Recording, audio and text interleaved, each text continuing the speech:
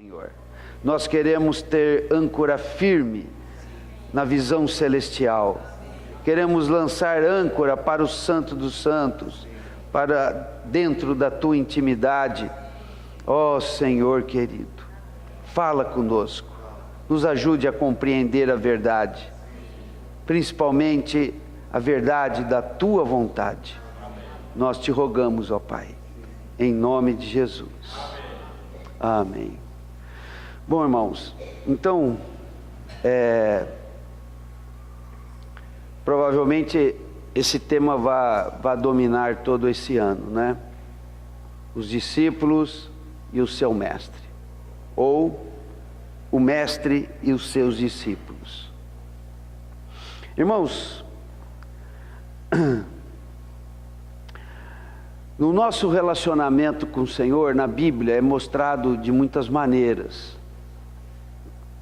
Por exemplo, o Senhor é o pastor, nós somos o rebanho. O Senhor é o noivo, nós somos a noiva. O Senhor é a cabeça, nós somos o corpo. E assim vai. São muitas as figuras do tipo de relacionamento que foi estabelecido entre nós e Deus desde que recebemos a salvação.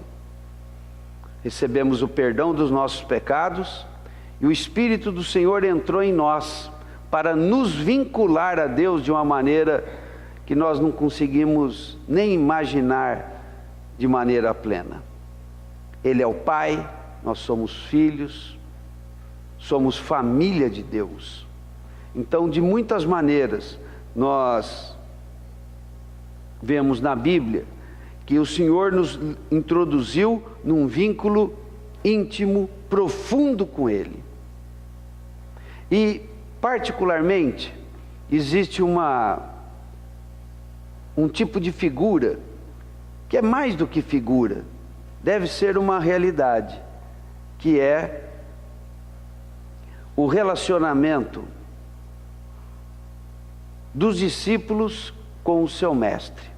O Senhor Jesus, quando Ele se apresentou, Ele já foi recebido pela sua palavra, pelas suas ministrações, pelos seus ensinos, porque Ele falava como quem tem autoridade no que fala, e não como os escribas. Então, desde o começo, em que o Senhor começou a ministrar, logo depois que Ele é batizado, vai para a tentação, em seguida Ele começa o ministério dele.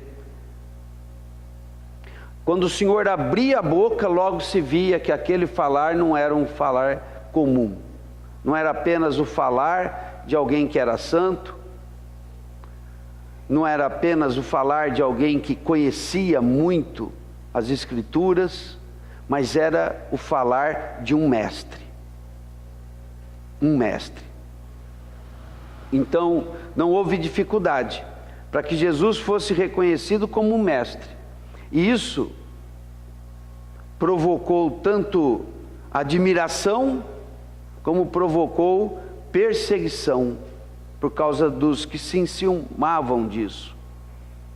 Naquele tempo, para alguém ser chamado de mestre, e o conceito que eles tinham de mestre, principalmente no âmbito religioso da nação, no ensino das coisas espirituais, o mestre era uma figura muito especial. Não só ali no Oriente Médio, não só entre os judeus, mas até hoje no Oriente ainda se cultiva muito a figura e a prática do mestre e ser discípulo. Por exemplo, isso é muito evidente no budismo,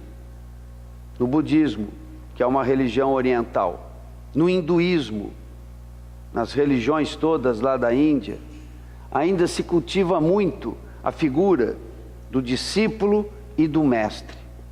Mas na nossa cultura ocidental aqui, essa ideia ela foi se perdendo. Nós sabemos o que é um professor, mas o professor é o professor, e o aluno é o aluno, e aquilo não dura mais do que um semestre, no caso de uma faculdade, ou de alguns anos, né, no ensino primário, no ensino básico. Mas o fato é que o professor é o professor, o aluno é o aluno, e não há uma vinculação do aluno ao professor. De maneira que nós não temos na nossa cultura algo que nos ajude a entender o significado do que é ser discípulo de um mestre. Então nós temos que mergulhar na Bíblia para entender o que significa ser um discípulo. E é o que nós estamos nos dedicando agora.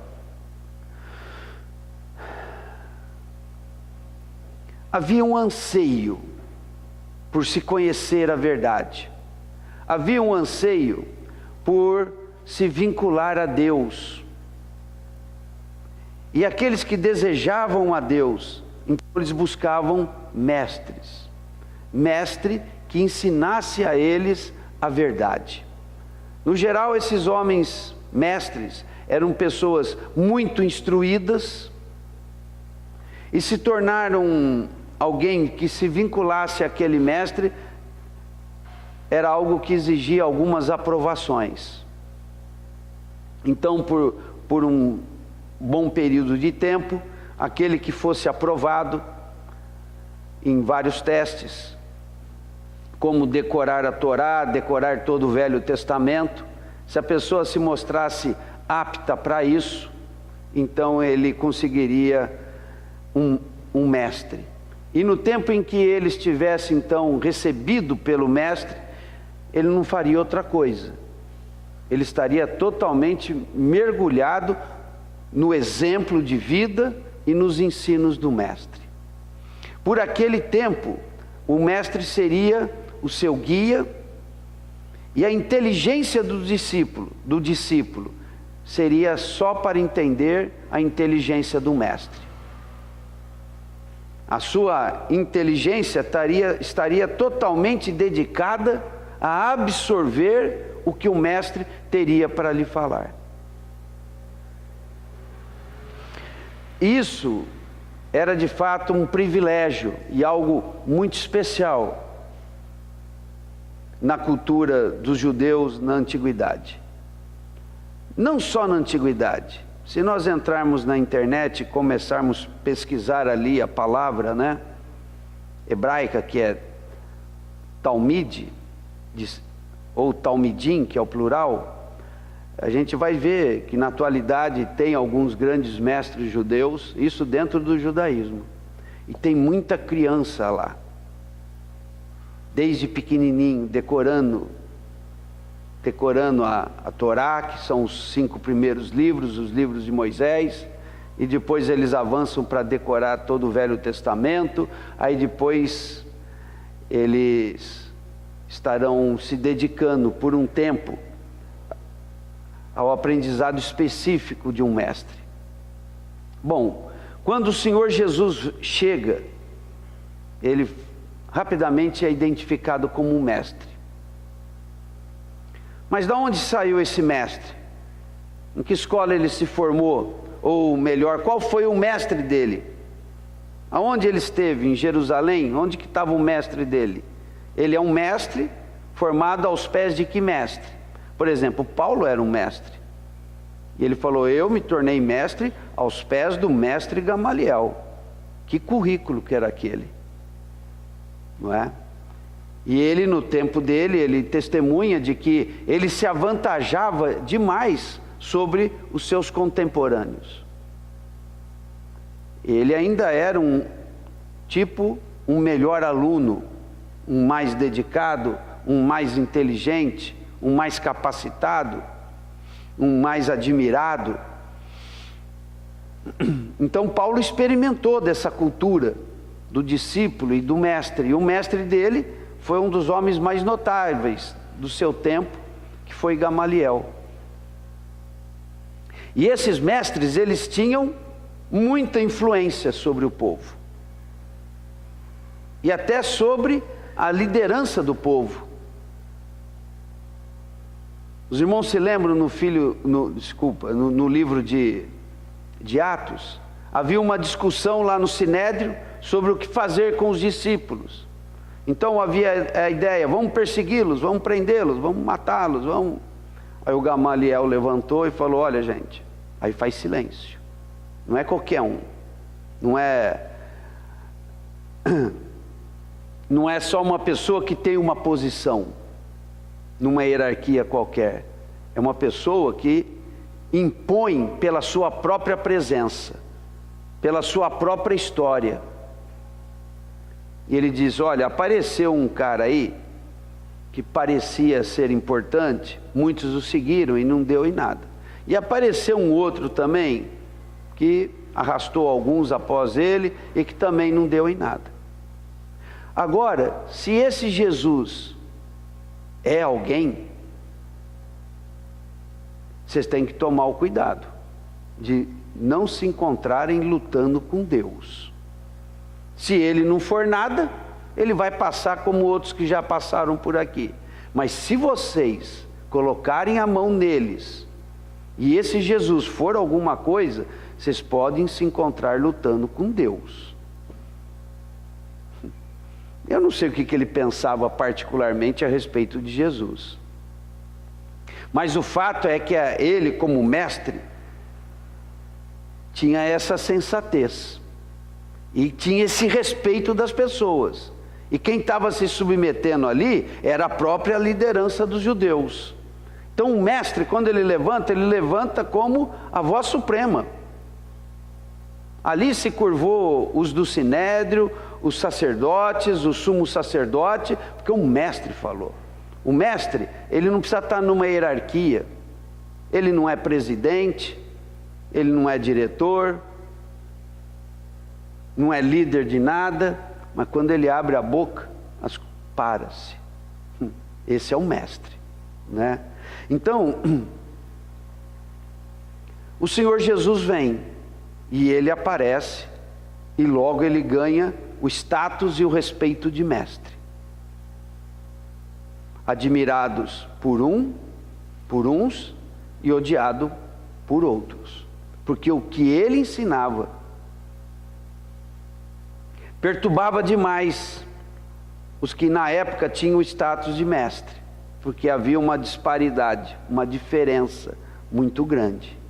Jesus andava para lá e para cá e arrastava multidões, e aqueles mestres tinham a sua escolinha ali, o seu prestígio, mas não arrastavam multidões. Imagino eu que talvez muitos desses mestres judeus, rabínicos, né, rabinos, ficassem até enciumados, porque alguns dos seus discípulos deviam estar perguntando, e esse Jesus aí, hein? Com vontade de sair dali e seguir aquele outro mestre. Porque ele não ensinava só, ele cativava as pessoas, ele expulsava demônios, ele curava enfermos. Era um super mestre. Bom, o fato é que haviam muitos que queriam ser discípulos. Então, vamos abrir no Evangelho de João, capítulo 1, só para fazer uma recordação do que nós vimos a semana passada.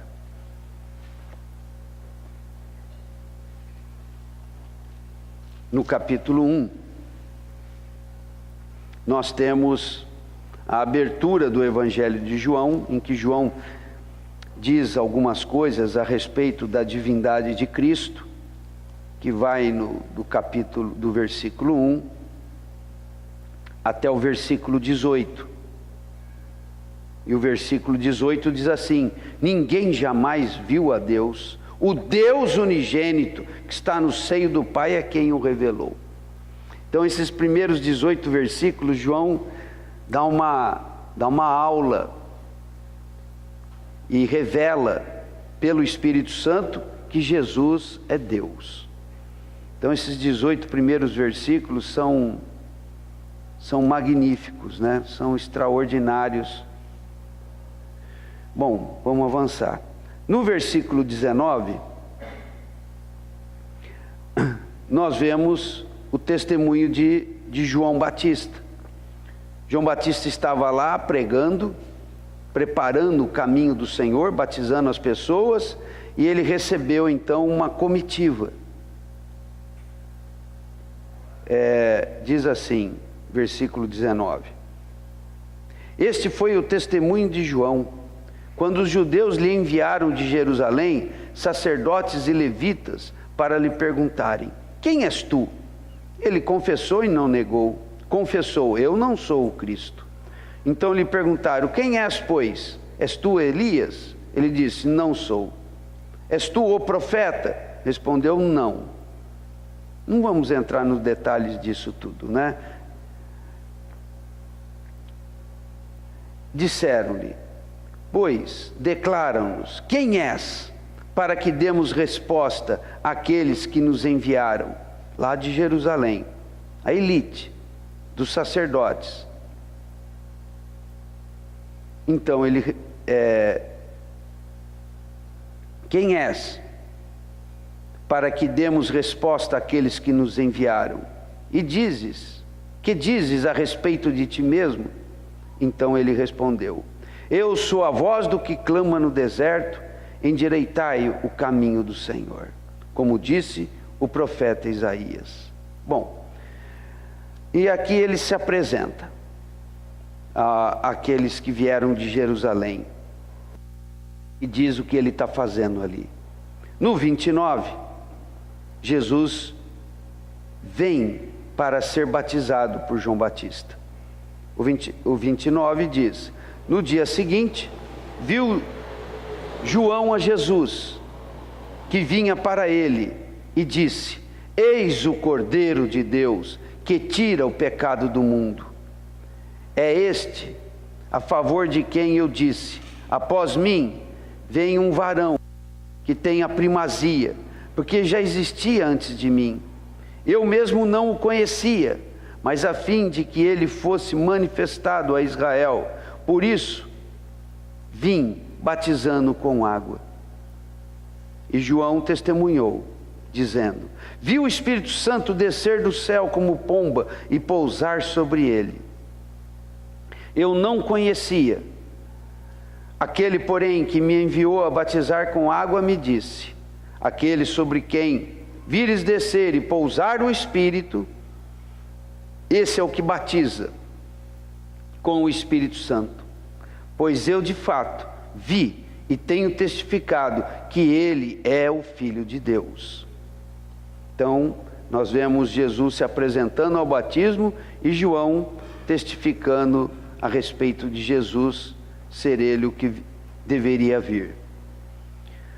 No versículo 35 nós temos o seguinte: no dia seguinte ao batismo, estava João outra vez na companhia de 2 dos seus discípulos. Então João também ganhou status de mestre, e aqueles que estavam com ele ali se identificavam como discípulos de João Batista.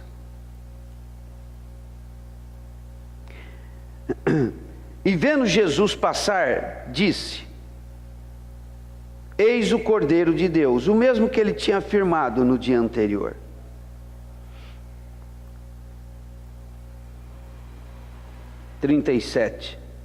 Os 2 discípulos, ouvindo dizer isto, seguiram Jesus. Então podemos dizer que João Batista era um mestre provisório para introduzir os seus discípulos ao verdadeiro mestre.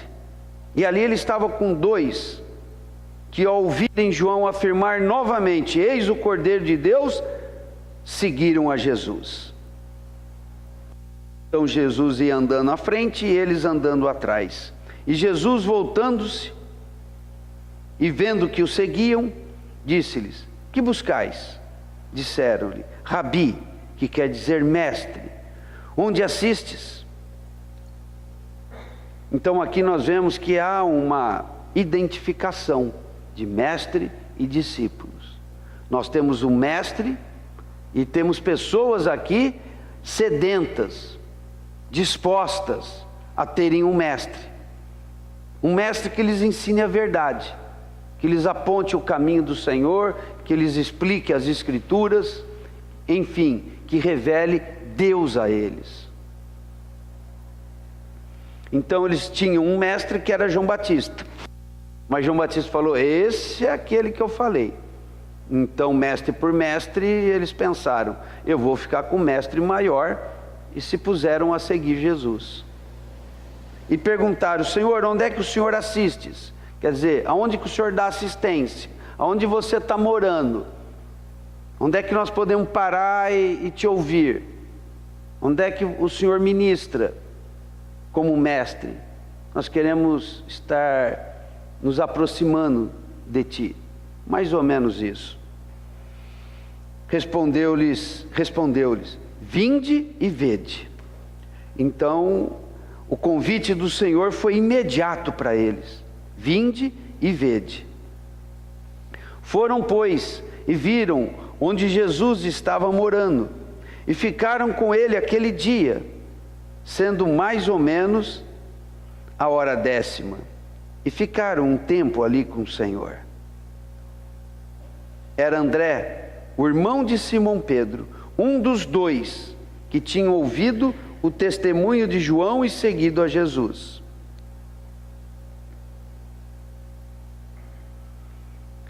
André teve aquele tempo ali com o Senhor, e agora no 41 diz assim: ele achou primeiro seu próprio irmão, Simão, a quem disse: achamos o Messias, que quer dizer Cristo. Messias é em hebraico, não é? É a palavra hebraica para ungido, e Cristo é a palavra grega para ungido. E o levou a Jesus. Olhando Jesus para ele, disse: tu és Simão, o filho de João, tu serás chamado Cefas, que quer dizer Pedro. Então André estava com João Batista. Ele era pescador. Eu não sei se ele seguia João Batista já tendo abandonado a sua pesca. Provavelmente, não sei. Parece que não. Mas ele estava ali como discípulo de João Batista. E agora ele seguiu o Senhor. E agora ele chega para o irmão dele, Pedro, que também era um sedento, e já fala: achamos o Messias. Irmãos, essa afirmação é muito forte. Semana passada eu comentei com os irmãos: o Messias estava prometido há 4.000 anos. E esse homem vem falar para o outro que agora ele chegou. Chegou lá no dia deles. Chegou, eu estava ali, ele passou. Todo mundo esperando. Abraão esperou, Isaac esperou, Jacó esperou, Moisés esperou, Davi esperou, os profetas profetizaram e foi revelado para eles que não era para eles, mas chegou ali, chegou para André. Chegou para André, o André estava ali. Eu acho impressionante aqui um detalhe que uma vez eu estava lendo e me chamou a atenção, é que num dia, do que nós já lemos aqui, num dia vieram aqueles de Jerusalém, sacerdotes e levitas, querendo saber de João Batista: você é o Cristo? Ele disse: não, não sou, eu só estou aqui fazendo o que o profeta Isaías falou, preparando o caminho dele.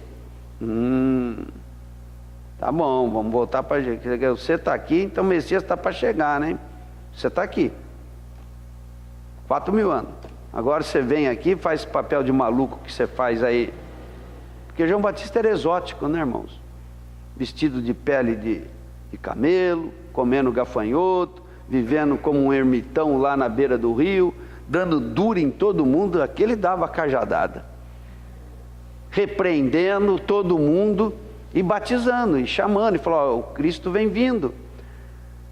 Então tá bom, você está aqui, esse monte de gente se achega aqui, está movimentada a coisa por aqui mesmo. Então quer dizer que você está anunciando o Cristo, e ele está para chegar. Estou entendendo. E voltam para Jerusalém. E olha que interessante. Que dia? Versículo 29. No dia seguinte, Jesus chegou. Não, eu não vou chegar no dia que esses caras estiverem lá. Não, eu vou chegar no dia seguinte, que eu não estou vindo para eles. Estou vindo para o simples. Para esses que vão lá para inquirir, perguntar. Não, eu vou chegar no dia seguinte. E no dia seguinte, versículo 35. No dia seguinte ao batismo, de novo a expressão, no dia seguinte. João fala, eis o Cordeiro de Deus. E os discípulos já saem seguindo. Se aqueles sacerdotes e levitas, puxa, ficassem mais um dia, pegavam Cristo chegando ali. Mas o Senhor não preparou isso para eles, não. Preparou lá para o João Batista e preparou em especial para aqueles que seriam os primeiros discípulos. Um nós sabemos quem é, André. Então o Senhor marcou a hora para se encontrar com André, não para se encontrar com aquela turma lá.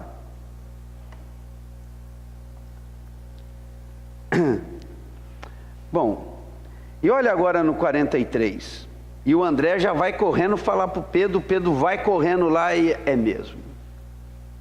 43. No dia imediato, resolveu Jesus partir para Galiléia. E encontrou, até tudo um dia atrás do outro, foi dinâmica a coisa. No dia imediato, resolveu Jesus partir para Galiléia e encontrou a Filipe, a quem disse, segue-me. É difícil afirmar com certeza se o outro discípulo era Filipe, porque ele já chegou para Filipe dizendo, segue-me. Ora, Filipe era de Betsaida, cidade de André e de Pedro. Talvez fosse, talvez não fosse, né?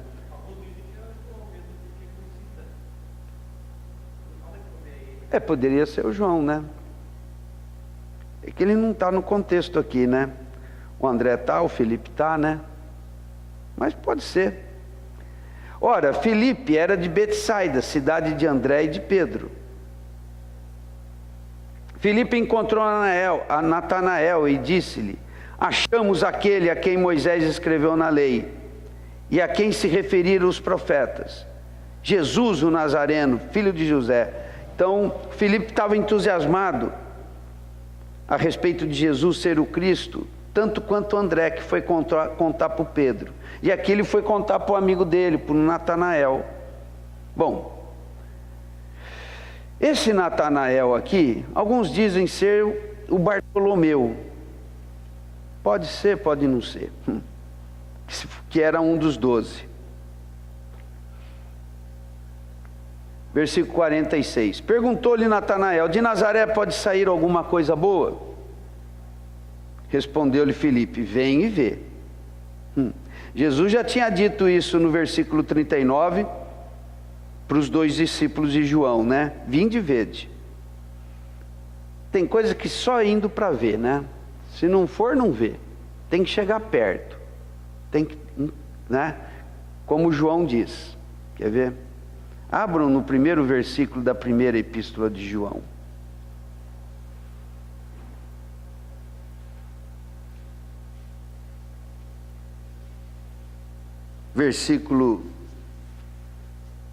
Os primeiros versículos, diz assim, de abertura, 1:1. O que era desde o princípio, o que temos ouvido, o que temos visto com os nossos próprios olhos, o que contemplamos, contemplar aqui, que nós paramos para ficar observando, e tivemos observando por 3 anos e meio, de perto, de manhã à tarde e à noite, e de madrugada. O que contemplamos, e as nossas mãos apalparam, com respeito ao verbo da vida. Viram, contemplaram, ouviram, apalparam, tocaram. O discípulo é isso, irmãos. O discípulo é alguém que gruda no mestre. Já falando disso algum tempo atrás, tinha aquela expressão, né? Que um discípulo de verdade tinha que estar sujo com a poeira do mestre, né? Quer dizer, o mestre vai à frente, levanta uma poeirinha, e aquela poeirinha tem que impregnar no discípulo que vai atrás, né? Seguindo. versículo 2. E a vida se manifestou. A vida, como eu compartilhei. E nós a temos visto. A pessoa que traz a vida, a pessoa que traz a atividade divina, se manifestou e nós a temos visto. E dela damos testemunho e vô-la anunciamos, a vida eterna, a qual estava com o Pai e nos foi manifestada. O que temos visto e ouvido, anunciamos também a vós outros, para que vós igualmente mantenhais comunhão conosco. Ora, a nossa comunhão é com o Pai e com o seu Filho, Jesus Cristo. Então aqui João está chamando os irmãos à comunhão. E quando você chega à comunhão com João, você entra numa rodinha que está lá o Pai e o Filho. Isso é discípulo, não é? E o 4 diz, estas coisas, pois, vos escrevemos, para que a nossa alegria seja completa. Irmãos, a alegria da fé cristã, a alegria completa, a alegria plena, a alegria inabalável, como Paulo falou em Filipenses, alegrai-vos no Senhor sempre, sempre, a alegria que não vai embora, mesmo que haja tribulação, a alegria permanente é para os discípulos, é para quem quer seguir ao Senhor como discípulo, quer estar ali próximo, vinculado, ouvindo, vendo, contemplando, analisando, interrogando, apalpando, não é? E João está chamando os irmãos a virem para dentro dessa comunhão do Mestre e os seus discípulos. Ali está a alegria completa da nossa fé. É difícil dizermos que a paz, a alegria que está em Jesus possa ser experimentada por nós se nós não nos decidirmos a termos tal proximidade com o Senhor. Então vamos voltar lá para o primeiro capítulo de João. Versículo 47. Jesus viu Natanael aproximar-se e disse a seu respeito, eis um verdadeiro israelita, em quem não há dolo, ou em quem não há maldade, não há segundas intenções. Ele estava dizendo, esse homem é puro de coração, ele é um verdadeiro israelita. Ele é um israelita no sentido de alguém que verdadeiramente é povo de Deus. No coração. Propriedade exclusiva de Deus. Eu tenho muita admiração pelo que Jesus diz a esse Natanael, viu? Esse homem era santo mesmo. Respondeu-lhe Natanael, de onde me conheces? Respondeu-lhe Jesus, antes que Felipe te chamar, eu te vi quando estavas debaixo da figueira. Então exclamou Natanael, mestre! Primeiro ele chegou com desconfiança, agora ele já disse que é mestre. Puxa, chamar alguém de mestre assim, é porque os olhos se abriram de uma maneira extraordinária. Mas não ficou só no mestre. Já saiu falando, tu és o Filho de Deus, tu és o Rei de Israel. Se referir a alguém como Rei de Israel, era fazer uma referência ao Cristo prometido.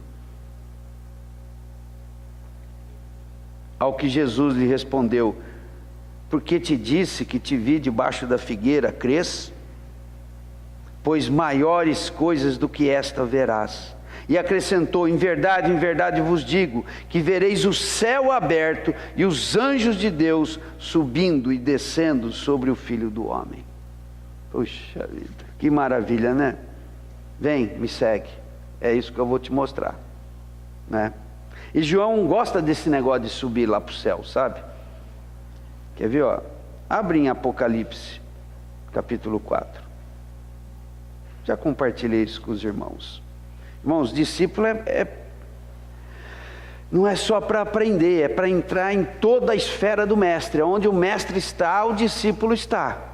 Se o mestre está na cruz, o discípulo está. Mas se o mestre está no céu, ele está no céu. Capítulo 4, versículo 1 de Apocalipse. O Senhor Jesus apareceu para João no começo do capítulo 1, quer dizer, na segunda metade do capítulo 1, começou a falar com ele.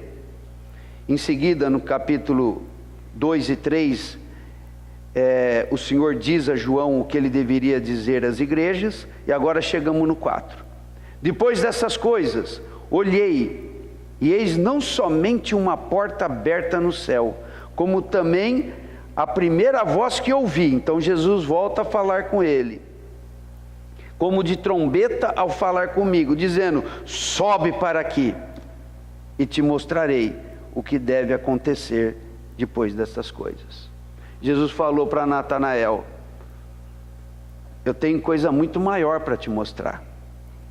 Você vai ver o céu aberto, eis uma porta aberta no céu, João diz lá, e os anjos de Deus subindo e descendo sobre o Filho do Homem.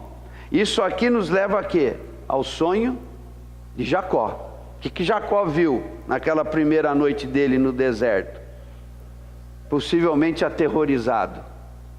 Ele dormiu sobre uma pedra e teve uma visão, né? De uma escada que ligava a terra ao céu e a porta do céu aberta. Aí ele falou: puxa, está aqui, ó.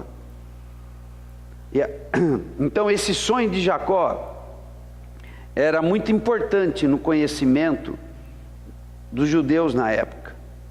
E aqui o Senhor faz uma referência ao sonho de Jacó. Ele está dizendo que a escada que Jacó viu é Ele, Jesus. É Ele que liga a terra ao céu. É Ele que vai nos introduzir nas coisas celestiais. Não é? Então, Natanael, você me chama de mestre, você me chama de filho de Deus, você me chama de rei de Israel. Para mim já estaria muito bom ver tudo isso. Ele falou: mas coisas maiores eu vou te mostrar.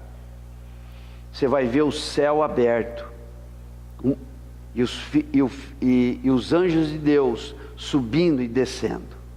E quando nós vamos lá para Apocalipse 4, nós vemos o Senhor, a escada, né? Jesus, a escada de Jacó, dizendo: sobe aqui, sobe para cá, a porta do céu está aberta. Ah, irmãos, o Senhor quer nos colocar nesse nível de coisas. Bom, agora vamos para Lucas capítulo 5. Esse foi o primeiro encontro, né? Esse foi o primeiro encontro. Pedro então foi levado por André até o Senhor faz a mudança do nome dele, de Simão para Pedro, que quer dizer pedra. E o Pedro volta para a pescaria dele.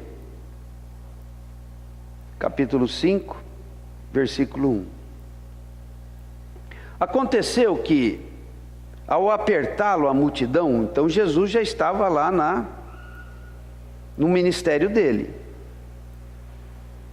na pregação dele, no seu ministério de mestre, atraindo as multidões. E ele ainda não tinha formado um corpo de discípulos. Mas Jesus já andava e já pregava, e as multidões o seguiam. Eu não sei dizer quanto tempo se passou desde a hora que o Senhor mudou o nome de Pedro até esse momento. Nós sabemos que o Senhor foi batizado num dia, no dia seguinte ele passa de novo, os dois discípulos, André segue o Senhor e já vai contar para Pedro. Isso foi logo no dia seguinte ao batismo de Jesus.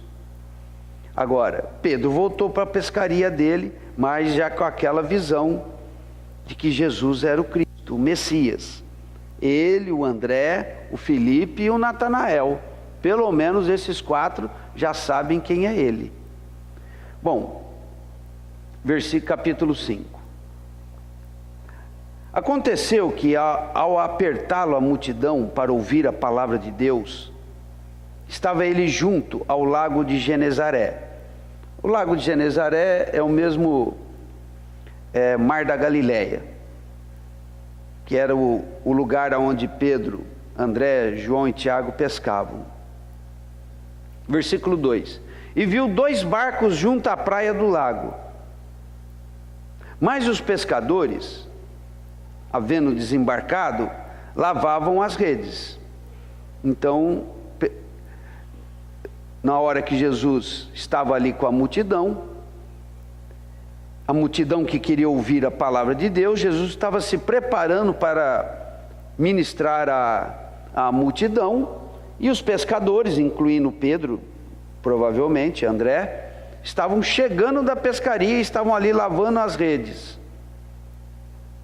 Entrando em um dos barcos, que era o de Simão, pediu-lhe que o afastasse um pouco da praia. Então ele entrou no barco, o barco voltou para a água, ficou ali na beirada da água, e o povo ficou ali na praia, assim, ó. Mas era uma cena assim, né? Só que Jesus estava nas águas, né? No barco do Pedro, e o Pedro acabou de pescar. E depois nós vamos ver que a noite não tinha sido boa não, de pescaria. E o Pedro então cedeu o barco para o Senhor, sabendo que isso não foi do nada, ele já tinha tido um encontro com o Senhor. E o Senhor agora foi lá para buscar ele. E Jesus começa a pregar, versículo 3: Entrando em um dos barcos, que era o de Simão, pediu-lhe que o afastasse um pouco da praia, e assentando-se, ensinava do barco às multidões. Quando acabou de falar, disse a Simão Pedro. Então ali ele pregou, e quando ele acaba de pregar, disse a Simão: Faze-te ao largo, quer dizer, volta para a água, e lança as vossas redes para pescar. Respondeu-lhe Simão: Mestre, olha o tratamento aqui, irmãos. Não é senhor, não é profeta, é mestre. Já está começando não, já está adiantado ali a vinculação do mestre ao seu discípulo. Jesus já é chamado de mestre. Mestre, havendo trabalhado toda a noite, nós apanhamos, mas nada apanhamos. Mas sob tua palavra lançarei as redes. Irmãos, isso é discípulo. Isso é discípulo. O discípulo está sempre preparado para ser surpreendido pelo mestre. Próximo. Talvez o Pedro tenha pensado assim: olha, não sei quanto esse homem entende de pescaria. Eu sei o que eu entendo. Passei a noite inteira pescando e eu quero agora dormir para casa e descansar um pouco, acabar de lavar essas redes, porque para mim já foi duro uma noite sem pegar nada. Era que nem quando eu era vendedor, era duro voltar para casa sem vender nada. Você trabalhou e não produziu nada. E ali o pescador trabalhou e não pescou nada. Quero ir para casa descansar. Mas a tua palavra, se o mestre está falando, a gente faz. Nem que me pareça uma coisa sem sentido, nem que pareça uma incoerência. Está aprendendo a ser discípulo. Na verdade, ele já tinha noção de ser discípulo. Ele já sabia o que era um mestre e ainda tinha muito a aprender, mas ele já tinha uma noção que nós não temos ainda. Professor é para ser desacatado, não é, Elaine? Essa é a nossa cultura. Mas naquele tempo não, o mestre falou, não se discute, obedece. Por quê? Porque o mestre é o mestre. É uma pena que a nossa cultura seja tão pobre disso e a gente não tem uma referência de como honrar o mestre. É cultural. E aqui já estava muito forte na cultura deles. E Pedro já admitiu aquele homem como mestre. E aquele mestre está buscando o seu discípulo. Já há aqui uma relação de obediência. Não parece coerente, mas se o mestre está falando, o mestre manda. O mestre é sábio. Vamos ver o que dá. Se o mestre está falando, tem surpresa à vista. Alguma lição vem, coisa vai acontecer. É assim. O mestre é o cara. É meio vulgar dizer isso, mas o mestre é o cara que você pode esperar se ser surpreendido por ele.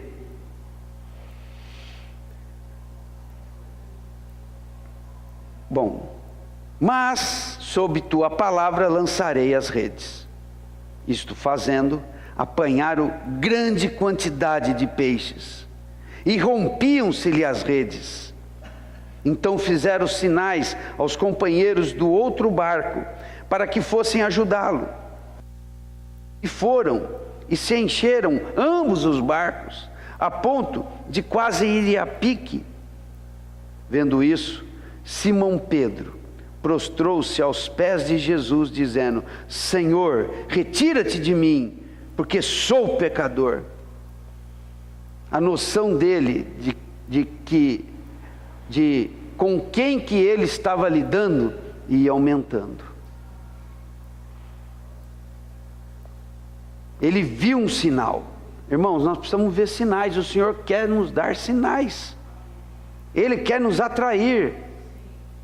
Não só como um mestre mandão, mas como alguém que a gente, quando obedece, sempre é, de uma maneira muito gratificante, é surpreendido. Temos que aprender a seguir a ordem do mestre, a ouvir o mestre. Aquilo que João falou, nós ouvimos, nós vimos, paramos para observar, apalpamos, a vida se manifestou.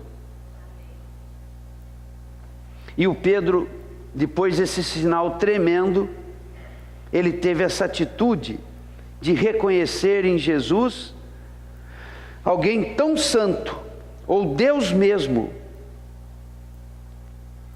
que ele pediu: Senhor, se afasta de mim, eu sou pecador.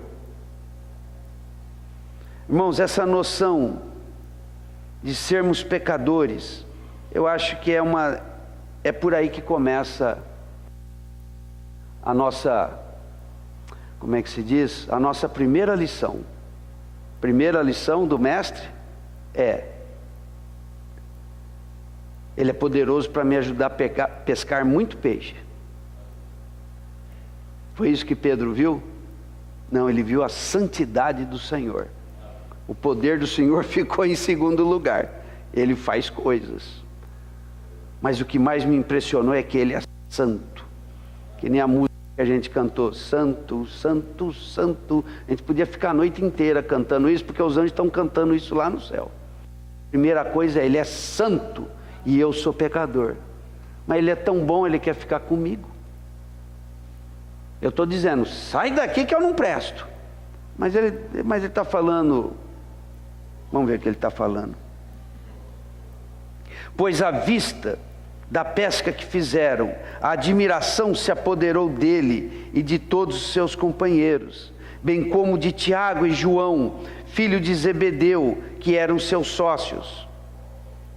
Parece que eles eram patrão ali, viu? Disse-lhe Jesus a Simão: não temas, doravante será pescador de homens. Então o Pedro disse: Senhor, retira-te de mim, porque sou pecador. Caiu nele rapidamente uma consciência muito forte da santidade daquele que ele estava chamando de mestre e da sua própria condição. E o Senhor disse para ele o quê? Não temas, não temas, está tudo bem, você não vai morrer. Porque os judeus, irmãos, sabiam que o pecador diante do santo morre. Isso vem lá do Velho Testamento. Era aquela história do sumo sacerdote, que quando entrava no santo, já passou 10 horas, quando entrava no santo dos santos, tinha que ir muito bem purificado, porque ele podia cair fulminado lá dentro, não é? Por isso que Paulo fala em Hebreus 10, vamos, entra com intrepidez para dentro do santo dos santos, vai para diante do Senhor, não fica trepidando aí, tremendo, não, eu vou morrer, foi a sensação que Pedro teve aqui.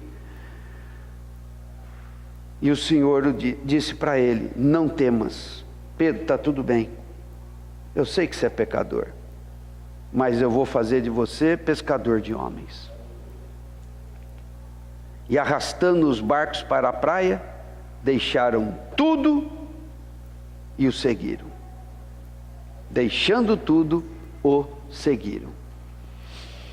Bom, irmãos, isso que a gente viu foi a preparação e o chamamento. Agora eles deixaram tudo. Eles eram sócios, era dono do negócio, talvez tivesse funcionários ali, talvez aquilo desse até um dinheirinho muito bom para eles. Pedro era um autônomo que tinha a sua própria empresa, era um microempresário talvez. Tinha uma sociedade ali, mas eles deixaram tudo. Irmãos, esse é o caráter de ser um discípulo. Ele sabe que o mestre, você pode investir tudo nele. Investe tudo no mestre. Isso é o que tem de mais importante na vida. Melhor do que a pescaria, melhor do que a minha sociedade, a minha empresa. Eu só não sei o que o Pedro foi dizer lá em casa depois. Porque ele era casado, né? Mas o que nós vemos lá em Corinto, lá em Coríntios, é Paulo dizendo que Pedro se fazia acompanhar da sua mulher, não é? E a mulher teve que engolir o chamado do Pedro. Ou ela também ansiava pelo Messias, né? Amém, irmãos? Vamos ficar de pé e vamos orar para encerrar? Pois é.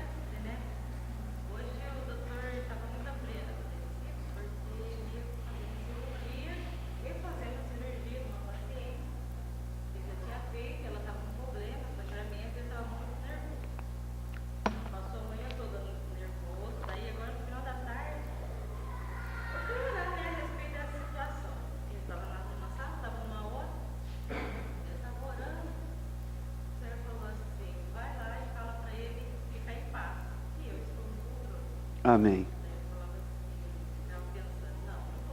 Vai lá e fala para ele e faz que eu estou no controle. Mas e se a moça morrer? E se a moça morrer? Ele falou, mas eu estou no controle. Daí eu fui lá e falei para ele, né? Ele desceu para o centro cirúrgico e falei para ele, doutor, vai em paz. Deus está no controle. Daí ele voltou aqui para mim e falou, ai, amém, muito obrigado. Amém. Amém. Vai lá e fala. Vai lá e fala, né? Vai lá e fala, eu estou. Amém. É verdade. É verdade. Só vou falar rápido aqui uma experiência. A gente tem que ser simples como as crianças. Há um tempo atrás, nós saímos para passear. Então foi eu, a Luzia, a Joana estava aí, foi a Lídia e a Giovana. E eu estava colocando a bagagem no carro e eu estava meio tenso. Saí com aquela mulherada toda. Não sei, eu estava. Não era para estar, não tinha motivo para estar, né? O carro é bom, não, está tudo em ordem. Tá orado, estamos indo com a permissão do Senhor, mas eu estava tenso. E eu estava arrumando a bagagem no carro e a Giovana estava eufórica. E ela ficava, eu estou tão animosa com essa viagem, mas muito animada mesmo. Ela falava animada, animosa, eu estou tão... E eu ali arrumando a bagagem, e voltava, e eu estava meio sério ali. Ela parou, olhou, calma, vô, falou que nem você falou para o médico. Calma, vô, está tudo bem, vai dar tudo certo, o Senhor está cuidando. O Senhor mandou ela falar, ela falou e não complicou, né? A gente que complica, né? Tem que ser que nem criança. Fica. Amém. Então é isso aí, obedecer. Lança a rede ali, mas não pensa, lança a rede. Faz o que. O mestre sempre tem coisas boas, né? Amém. Vamos ficar de pé e vamos orar, irmãos. Senhor querido, Senhor, nós queremos estar te seguindo. Senhor, nos ajuda a responder o chamado. Senhor, o Senhor chamou a André, chamou a Pedro, chamou a João, chamou a Tiago, chamou Felipe, chamou Natanael e depois foi chamando. E esse chamado chegou a nós hoje, Senhor. Senhor querido, Senhor, nos dê o coração desses homens de Deus. Senhor, eles não eram perfeitos. Pedro se declarou pecador, mas o Senhor disse: não temas. Ele largou tudo e seguiu o Senhor. Ah, Senhor querido. Senhor, nós queremos nos atirar nessa aventura de seguir o Mestre. Ele não tem lugar para dormir, não tem lugar para a próxima refeição, mas nós queremos aprender a seguir o Senhor. Senhor querido, nos ajude a nos atirar, Senhor, em seguirmos após Ti. Nos dê um coração de obediência. Nós queremos Te seguir, Senhor. Nós queremos estar debaixo da poeira dos Teus pés, Senhor, ouvindo, vendo, contemplando, apalpando, vendo de perto a manifestação da vida. Ah, Senhor, vá dobrando o nosso coração, vá nos constrangendo com Teu amor e renova o Teu chamado para nós hoje à noite. Renova, Senhor, renova o Teu chamado, como o Senhor precisou renovar para Pedro depois da morte e crucificação. O Senhor voltou a repetir esse mesmo chamamento, com uma pesca milagrosa novamente. Senhor, chama-nos de novo, renova em nós o Teu chamado. Queremos Te seguir, Senhor. Dependemos de Ti, do Senhor e com o Seu Espírito, nos atrair e nos constranger com o Seu amor. Faça isso, nós Te rogamos, ó Pai. Agora nos despeça em paz e nos leve em segurança para casa. Amém. Amém, irmãos.